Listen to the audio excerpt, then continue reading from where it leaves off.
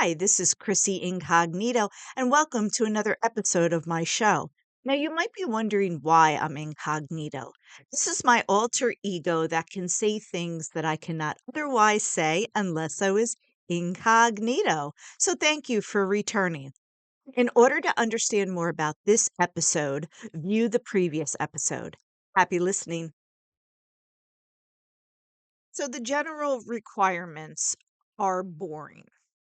But this was my full-time job, right? I had like a side job, like maybe waitressing or in a clothing store, but this was my job. So I studied probably 5 times more than the average person. I was up all night studying, all day studying, all afternoon studying. I was always studying because I had to work 10 times harder to get the same grades. Um, so plugged along there and I was maintaining like a B average. So I was pretty good. Um, but I was pretty good. I was trying to get A's. Some of the classes I got A's and some of the classes I got B's and some of the other ones I got C's. Like I got a C in a biology lab class. That was a lot of information. And it was just like the first year, you know. Um, so then the second half of college. So now you start learning about psychopathology, but the very basics of it. So you're introduced to certain phenomenon. You're introduced to certain terminology. Um, and it's just the basics. The majority of the learning was research and statistical analysis because originally psychology that's all psychologists did. Now, you guys know psychologists as someone like a therapist. That's not how psychology was. It was experiments, and then you publish your findings, and then those findings could be taught in a university or taught to other professionals or whatnot. So it was a lot of research and statistical analysis. And then there was parts, on and their theories, social theories, personality theories. So it's not what people think. But anyway, it wasn't what I thought either. That's why when somebody says I want to major in psychology, I was like, okay, you need to send them to me because now back in my day, psychology was hardcore research. And then if you wanted to do therapy, um, then you would go on another track. So now it's different. They didn't have the social work therapists like they do now. It just wasn't what it was back then. It was maybe just starting to come about. Um, a social work degree was usually a bachelor's degree, and it wasn't therapy. And then they started expanding on that. And it was always around. It just wasn't a common field to pick. If you wanted to do anything with people or therapy or disorders, you would have majored in psychology. So I was going about everything, and Brian was there, and then it was time to apply to graduate school. Now, the way that traditionally this happens, okay? So if I wanted to go for a PhD, traditionally, not now, because there's a lot of alternate routes. You would graduate with a bachelor's, and then you would apply to PhD programs. And then if you were accepted, you would do 4 years there, and sometimes a residency, obviously a dissertation. But I knew how highly competitive it was. And I know that I was weak in academia. I mean, that's just what it is. So my thinking is that in order to get in, because my grades alone were not stellar enough for me to be accepted into a doctoral program. So I figured I'll go into a master's program and do what's called a bridge. So what happens is, traditionally you could go from undergraduate into a doctoral program. But if you do a master's degree, it can kind of demonstrate that you can do the work. It kind of gives you a bit of a leg up because somewhat you're older than obviously the college graduates, and you have something under your belt, okay? Because my whole life, from the time I graduated from high school to when I graduated with my master's degree, was to be a psychologist. So after that time, I applied to a master's program, and that's when Robert told me it was about time because I was not 21, I was 23 at the time or whatever it was. And it also took me longer to finish my undergraduate. So normally it's done in 4 years. I did it, think either 4.5 or 5. So that's why you may be seeing like, well, this doesn't make sense. You're like a year, it seems to be a year off, but nevertheless. So I got in and I got into the master's program. And by that time, I was living in my own apartment. I was kind of unmedicated. I was isolated because I'm all alone. I mean, my friends would come over, but they were busy with school too, or working or whatever. And so I started to decompensate. I started to go downhill mentally.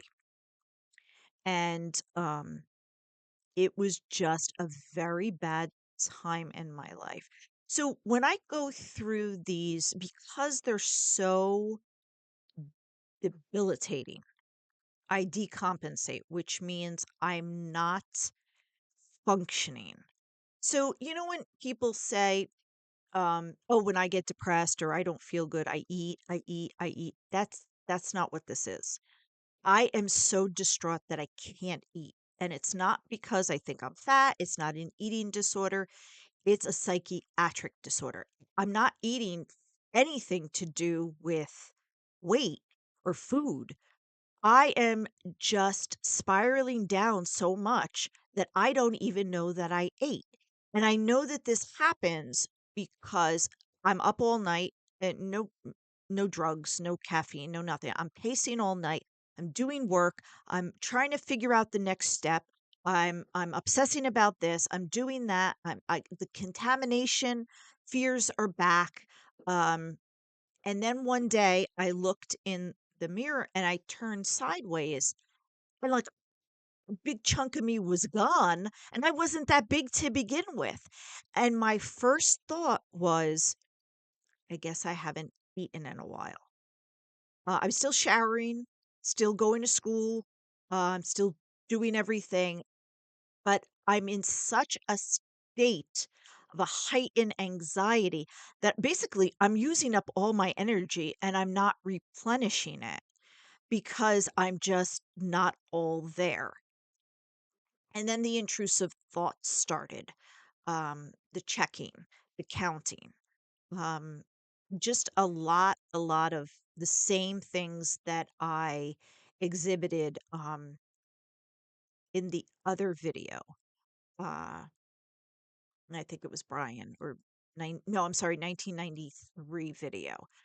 It was all of it presented the same exact way.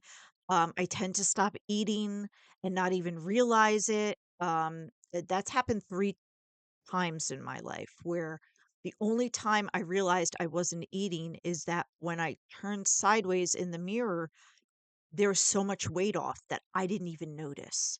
Now, some people might say that that's good, but I'm sorry, but you have to remember, I was decompensating. I was starting to I mean, first you stop eating, then you stop sleeping, and then you stop bathing. It's like a whole spiral down.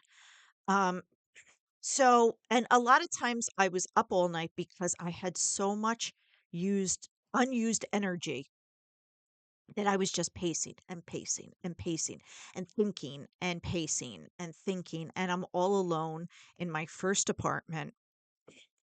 And so now nobody's monitoring me. Nobody's saying to me, oh, you're not eating or what's wrong or anything like that.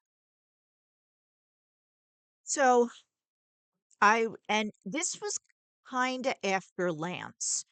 So part of it had to do with the breakup with Lance. So this was, so we stopped talking in November of 98 and I got my first apartment in April 99. So I went back home. I was getting ready for the master's program. I was busy with that and I just slowly it started to eat at me. Just everything with Lance, everything with school, that it was so overwhelming. And I made it more than what it was, but it just didn't matter. And now I'm just spiraling. Like I can't leave my house. I'm unable to function. So what I did is I called my parents. They were a distance from where I was living. They had sold the childhood home, and so they were about 2 hours away, and I had to stay in the area to finish school. Um, so they came and got me, and I could not drive. I was having so much anxiety while I drove, that I just couldn't get anywhere. I kept circling, like I would go off the road, try to contain myself, and then I would circle back home, and I just couldn't function. So they took me back home, and then I was able to see a doctor, and I was put on medicine again. I guess somewhere in there I must have come off of it. I don't really know why. I can't say, oh, it's because I was feeling better or, oh, I had side effects. I really don't know why, especially that I knew I had a problem, but I'm not really sure why. And that may be part of the issue is that I'm not, uh, I'm just not addressing it the way that I should have. So I got stabilized and I finished out the master's program. And I was too burnt out with school. That was 6 years of school. I was too burnt out with school and my mental illness. I just couldn't take it anymore because every time I got stressed, I decompensated. So I was like, I can't, I can't go on. Okay. And at the time, so this was 90, so 2000, was it 2000? Something like that. I don't even remember. S- No, I graduated in the end of 99. Or was it 2000? I don't even remember, honestly. I'd have to see, but um at that time, a doctoral program was about 100,000.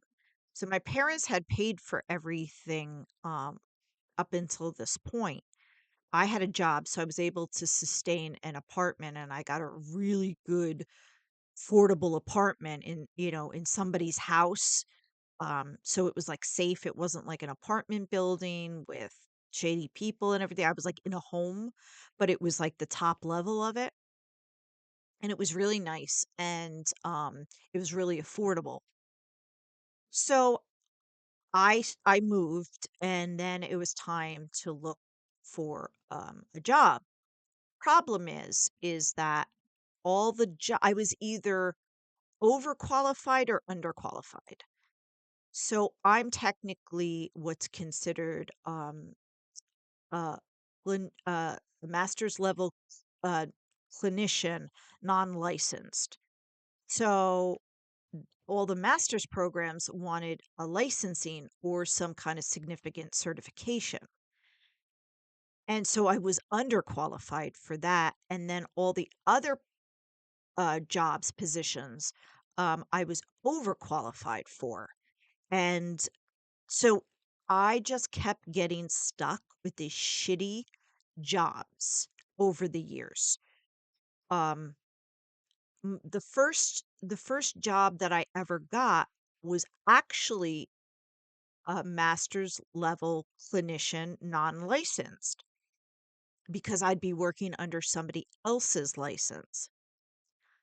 That paid 30,000. Okay. It was low balling it for, I think it was like 2002, 2001. So if you look up master's level starting salaries for masters in that period of time, you will not see 30,000. Um, Especially that I was outside of two major cities. So it wasn't like in the middle of nowhere where it's like, oh, we don't have that kind of money, and it's just what it was. And I didn't have anything to compare it to. And then the other jobs were just too much responsibility for um, way little pay. So you were basically responsible for patients, for clients. I don't even want children. I don't want to be responsible for that. And it was just a very weird time in my life. And it just, again, it just decompensated. I just started to decompensate. I was back with my parents. That wasn't a good situation because they wanted me to be on my own. I wanted to be on my own. Nothing paid significantly enough for me to be on my own. So it was just one crappy job after another. And I would apply to these other jobs in order to escape present job that I was in, because and everybody was miserable in these jobs. Like, it wasn't just me. It was everybody was just biding their time until they could get out. Either it was too much stress, or it was just so mismanaged, that it just trickled down to us. The fact that the people in charge didn't know what they were doing, or they weren't good leaders or instructors or anything like that. So this will go into the next segment, which is doctoral student.